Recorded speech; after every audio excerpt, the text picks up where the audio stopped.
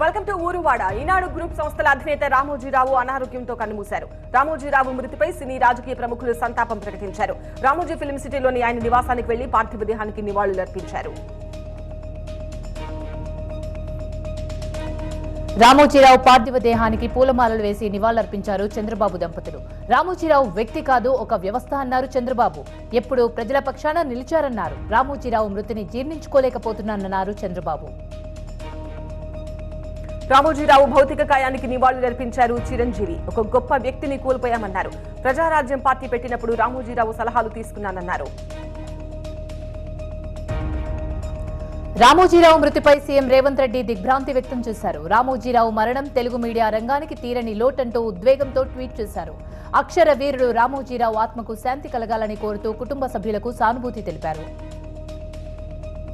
రామోజీరావు మృతికి రాష్ట్రపతి ముర్ము సంతాపం తెలిపారు. మీడియా, వినోద రంగం ఒక టైటాన్ ను కోల్పోయింది అంటూ ట్వీట్ చేశారు. ఐవీఎఫ్ ఒక అధునాతన సంతానోత్పత్తి చికిత్స. అనేక దంపతులకు తల్లిదండ్రులు కావాలనే వారి కలను నెరవేర్చుకోవడానికి సహాయపడుతుంది. ఈ రోజే ఓఎస్ఎస్ ఫర్టిలిటీని సందర్శించండి. మీడియా, సినీ పరిశ్రమకు రామోజీరావు సేవలు చిరస్మరణీయమన్నారు.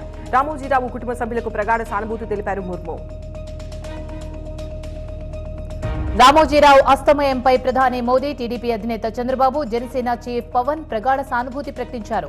వ్యాపారవేత్తగా, పత్రికా అధిపతిగా రామోజీరావు దేశానికి చేసిన సేవలను కొనియాడారు. రామోజీరావు మృతి పట్ల మాజీ ఉపరాష్ట్రపతి వెంకయ్యనాయుడు సంతాపం ప్రకటించారు. ఎవ్వరికీ తలవంచని మేరు పర్వతం దివికేగిందంటూ ఉద్వేగం చెందారు. రామోజీరావు వ్యక్తి కాదు, శక్తివంతమైన వ్యవస్థ అన్నారు వెంకయ్యనాయుడు. రామోజీరావు లేని లోటు ఎవరు పూడ్చలేరన్నారు కాంగ్రెస్ నేత విహెచ్. ఢిల్లీలో రామోజీరావు చిత్రపటానికి నివాళులర్పించారు తెలంగాణ బీజేపీ నేతలు. రామోజీరావు మృతి తెలుగు ప్రజలకు దిగ్భ్రాంతి కలిగించనున్నారు ఈటెల రాజేందర్. సామాన్య కుటుంబం నుంచి వచ్చి ప్రపంచవ్యాప్తంగా గుర్తింపు పొందిన గొప్ప వ్యక్తి రామోజీరావు అన్నారు. రామోజీరావు మృతికి తెలంగాణ గవర్నర్, వైసీపీ అధినేత జగన్ ప్రగాఢ సంతాపం ప్రకటించారు. రామోజీరావు మరణం బాధాకరమన్నారు. జర్నలిజం, సినీ పరిశ్రమపై రామోజీరావు చెరగని ముద్ర వేశారన్నారు. కుటుంబ సభ్యులకు సానుభూతి తెలిపారు. రామోజీరావుకు నివాళులర్పించారు సినీ ప్రముఖులు రాజమౌళి, కీరవాణి, రజనీకాంత్. రామోజీది మరణం కాదు, నిర్యాణమన్నారు. ఎన్నో రంగాల్లో విశేష సేవలు అందించిన రామోజీకి భారతరత్న ఇవ్వాలని కేంద్ర ప్రభుత్వానికి విజ్ఞప్తి చేశారు రాజమౌళి. మీడియా మొఘల్గా పేరుగాంచిన రామోజీరావు మృతిపై సంతాపం ప్రకటించారు కాంగ్రెస్ అగ్రనేత రాహుల్ గాంధీ. తెలుగు రాష్ట్రాలతో పాటు దేశానికి ఆయన చేసిన సేవలు మరువలేనివన్నారు. రామోజీ ఆత్మకు శాంతి చేకూరాలని ఆకాంక్షించారు. రామోజీరావు మృతిని జీర్ణించుకోలేకపోతున్నట్లు చెప్పారు సుప్రీంకోర్టు మాజీ ప్రధాన న్యాయమూర్తి ఎన్వి రమణ. రామోజీ పార్థివ దేహానికి పూలమాలలు వేసి నివాళులర్పించారు. తెలంగాణ మంత్రి ఉత్తమ్ కుమార్ రెడ్డి రామోజీ మృతిపై సంతాపం ప్రకటించి పార్థివ దేహానికి నివాళులర్పించారు. రామోజీరావు అంత్యక్రియలను అధికార లాంఛనాలతో జరపాలని నిర్ణయించింది తెలంగాణ సర్కార్. ఢిల్లీలో ఉన్న సీఎం రేవంత్ అందుకు తగిన ఏర్పాట్లు చేయాలని రాష్ట్ర ముఖ్య కార్యదర్శి శాంతికుమారికి ఇప్పటికే ఆదేశించారు. రామోజీరావు అంటే ఓ వ్యక్తి కాదు, ఓ వ్యవస్థ అన్నారు అంబికా కృష్ణ. ఆయన ఆలోచన, దూరదృష్టి వేరే ఎవరికీ రాదన్నారు. రామోజీరావు ఒక చరిత్ర, ఒక అధ్యాయమని తెలిపారు. నేటి యువతికి ఆయన జీవితం ఒక ఆదర్శమన్నారు అంబికా కృష్ణ. రామోజీరావు మృతికి మాజీ మంత్రి డొక్కా మాణిక్యవర ప్రసాద్ సంతాపం వ్యక్తం చేశారు. రామోజీరావు చిత్రపటానికి పూలమాల వేసి నివాళులర్పించారు. తెలుగు పత్రికా రంగంలో విప్లవాత్మకమైన మార్పులను రామోజీరావు తెచ్చారన్నారు. రామోజీరావు మృతిపై My Home group chairman Jupalli Rameshwar Rao సంతాపాన్ని ప్రకటించారు. జర్నలిజంలో ఒక ట్రెండ్ సెట్ చేసి నూతన ఒరవళ్లతో నిత్య నూతనంగా మీడియా రంగంలో వెలుగొందిన రామోజీరావు జీవితం ధన్యమన్నారు. రామోజీ మరణం దిగ్భ్రాంతికి గురి చేసిందన్నారు మాజీ మంత్రి హరీష్ రావు. రామోజీ పార్థివ దేహానికి పూలమాల వేసి నివాళులర్పించారు. తెలుగు మీడియా రంగం పెద్ద దిక్కు కోల్పోయిందంటూ ట్వీట్ చేశారు కేసీఆర్, కేటీఆర్. రామోజీరావు మరణంతో కృష్ణా జిల్లాలోని ఆయన స్వగ్రామం పెదపూరుపాడులోకి విషాద ఛాయలు అలుముకున్నాయి. ఆయనతో తమకున్న అనుబంధాన్ని గుర్తు చేసుకుని విచారం వ్యక్తం చేశారు గ్రామస్తులు. ఏడాదిలో 2 లక్షల ఉద్యోగాలు భర్తీ చేస్తామని 6 నెలల్లో 200 ఉద్యోగాలు కూడా భర్తీ చేయలేదని విమర్శించారు బీజేపీ నేత విఠల్. రాబోయే 6 నెలల్లో ఎన్ని ఉద్యోగాలు ఇస్తారని ప్రశ్నించారు. అమెరికా అట్లాంటాలోని డెల్టా ఎయిర్లైన్స్ కంపెనీ ప్రతినిధులతో మంత్రి శ్రీధర్ బాబు సమావేశమయ్యారు. తెలంగాణలో పెట్టుబడులు పెట్టేందుకు విస్తృత అవకాశాలున్నాయని, ప్రభుత్వం అన్ని రకాలుగా సౌకర్యాలు కల్పిస్తుందని కంపెనీ ప్రతినిధులకు వివరించారు. నల్లగొండ జిల్లా నాగార్జున సాగర్ బుద్ధవనాన్ని సందర్శించారు పర్యాటక శాఖ మంత్రి జూపల్లి కృష్ణారావు. బుద్ధవనంలోని బుద్ధుని పాదాలు, జ్ఞాన మందిరాన్ని వీక్షించారు. బుద్ధవనం యొక్క ప్రత్యేకతలను అడిగి తెలుసుకున్నారు. కాళేశ్వరం ప్రాజెక్టుపై న్యాయ విచారణలో భాగంగా కమిటీ సభ్యులతో కలిసి సుందిలా బ్యారేజ్ ను సందర్శించారు retired justice Pinaki Chandra Ghose. Parvati barrage వద్ద జరుగుతున్న పనులను పరిశీలించారు. పనుల తీరుపై అధికారులను వివరాలు అడిగి తెలుసుకున్నారు విచారణ బృందం. ఏపీ ముఖ్యమంత్రిగా చంద్రబాబు ప్రమాణ స్వీకార ఏర్పాట్లు చురుగ్గా సాగుతున్నాయి. బుధవారం ఉదయం 11:27 బాబు ప్రమాణ స్వీకారం చేయనున్నారు. గన్నవరం విమానాశ్రయం సమీపంలోని కేసరపల్లి ఐటీ పార్క్ దగ్గర సభాస్థలాన్ని సిద్ధం చేశారు. అల్లరి మూకలు దాడులు చేసినా పోలీసులు పట్టించుకోవడం లేదని ఆవేదన వ్యక్తం చేశారు వైసీపీ నేతలు పేర్ని నాని, కొడాలి నాని. దాడులు చేసిన వాళ్లే కాదు, ప్రేక్షక పాత్ర పోషించిన పోలీసులపైన హైకోర్టుకు వెళ్తామన్నారు. రాజకీయాల్లో గెలుపోటములు సహజమన్నారు మాజీ ఎమ్మెల్యే కాసు మహేష్ రెడ్డి. కొన్ని గ్రామాల్లో జరుగుతున్న హింసాత్మక ఘటనలపై త్వరలోనే జిల్లా ఎస్పీని కలుస్తామని, వైసీపీ నేతలు కార్యకర్తలు ఎవరూ అధైర్యపడొద్దని అన్నారు.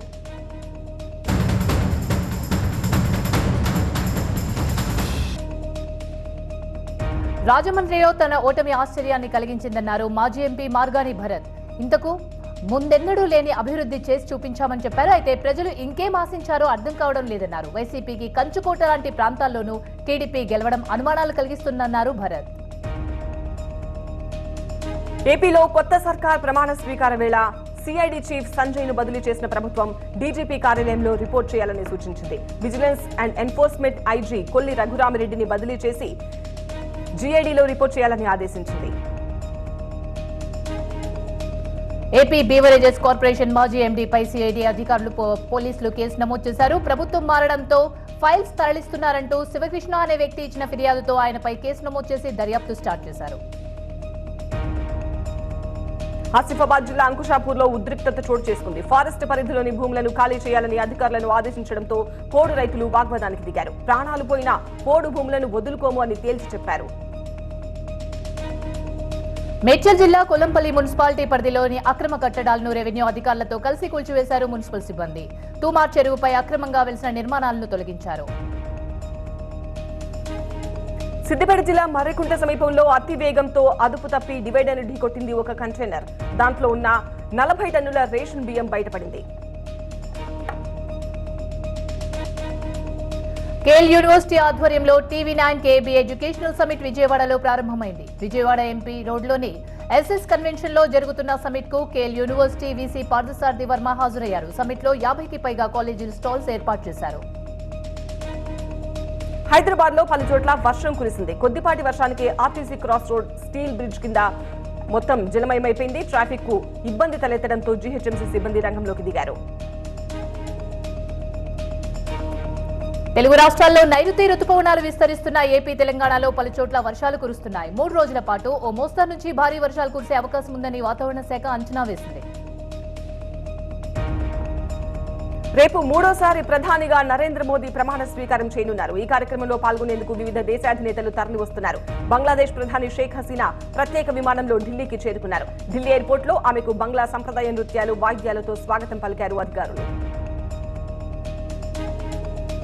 రేపు ప్రధాని నరేంద్ర మోదీ ప్రమాణ స్వీకార కార్యక్రమం సందర్భంగా ఢిల్లీలోని కర్తవ్యాద్లో సెక్యూరిటీని పెంచారు. వీవీఐపీలలో రోడ్లోని సీసీటీవీల ద్వారా పర్యవేక్షిస్తున్నారు. ప్రత్యేక కంట్రోల్ రూమ్ ఏర్పాటు చేసి భద్రతను మానిటరింగ్ చేస్తున్నారు పోలీసులు.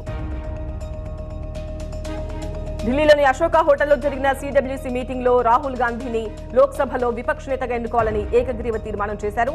బీజేపీ ప్రజా వ్యతిరేక విధానాలపై రాహుల్ వీరోచితంగా పోరాడారని సిడబ్ల్యూసీ ప్రశంసించింది. తనను పదే పదే ఆశీర్వదించి సుదీర్ఘ కాలం పాటు ముఖ్యమంత్రిగా సేవ చేసే అవకాశం కల్పించినందుకు ఒడిశా ప్రజలకు కృతజ్ఞతలు తెలిపారు మాజీ సీఎం నవీన్ పట్నాయక్. తాము ఎల్లప్పుడూ అద్భుతమైన పని చేయడానికి ప్రయత్నిస్తున్నామని తెలిపారు ఆయన. ఢిల్లీలో సీఎం రేవంత్ రెడ్డి పర్యటన కొనసాగుతోంది. ఖర్గే, కేసీ వేణుగోపాల్తో సమావేశమై కేబినెట్ విస్తరణ, పీసీసీ చీఫ్ పదవితో పాటు కార్పొరేషన్ పదవులపై సీఎం చర్చిస్తారు. నీట్ పరీక్షల్లో గందరగోళంపై ఎన్టీఏ క్లారిటీ ఇచ్చింది. నీట్ పరీక్షలు పారదర్శకంగా జరిగాయని, ఎలాంటి పేపర్ లీక్ కాలేదన్నారు national testing academy director general Subodh. ప్రధాని మోదీ దేశ శ్రేయస్సు కోసమే కృషి చేస్తారని చెప్పారు బీహార్ డిప్యూటీ సీఎం సామ్రాజ్ చౌదరి. తమది ఎన్నికలకు ముందే ఏర్పడ్డ కూటమి అని స్పష్టం చేశారు. సబ్కా సాథ్ సబ్కా వికాస్ అంటే బీహార్, ఆంధ్రప్రదేశ్ దేశ అభివృద్ధి బీజేపీ లక్ష్యమన్నారు సామ్రాజ్. ఉత్తరప్రదేశ్ ముఖ్యమంత్రి యోగి ఆదిత్యనాథ్ లక్నోలో కేబినెట్ సమావేశం నిర్వహించారు. కేబినెట్ మంత్రులు ఈ సమావేశంలో పాల్గొన్నారు. పలు అభివృద్ధి పనులపై మంత్రులతో చర్చించారు సీఎం. సూరత్ లో భారీ అగ్ని ప్రమాదం సంభవించింది. ఒక కంపెనీలో పెద్ద ఎత్తున మంటలు ఎగిసిపడుతున్నాయి. దట్టమైన పొగలు ఆకాశమంతా వ్యాపించాయి. మంటల ధాటికి సిబ్బంది బయటకు పరుగులు తీశారు. ఫైర్ సిబ్బంది అక్కడికి చేరుకుని మంటలు అదుపు చేస్తున్నారు. బీహార్లోని గండక్ నదిలో 5 చిన్నారులు పడిపోయారు. ఇందులో 3 మృతి చెందారు. మరో 2 కోసం గాలింపు కొనసాగుతుంది. మృతి చెందిన కుటుంబ సభ్యులు కన్నీరు మున్నీరుగా విలపిస్తున్నారు. ఛత్తీస్గఢ్ లోని నారాయణపూర్ ప్రాంతంలోని అడవుల్లో నిన్న ఎన్కౌంటర్ జరిగింది. 5 మావోయిస్టులు మృతి చెందగా 3 జవాన్లు గాయపడ్డారు. వారిని మెరుగైన వైద్యం కోసం హెలికాప్టర్లో హాస్పిటల్ కు తరలించారు.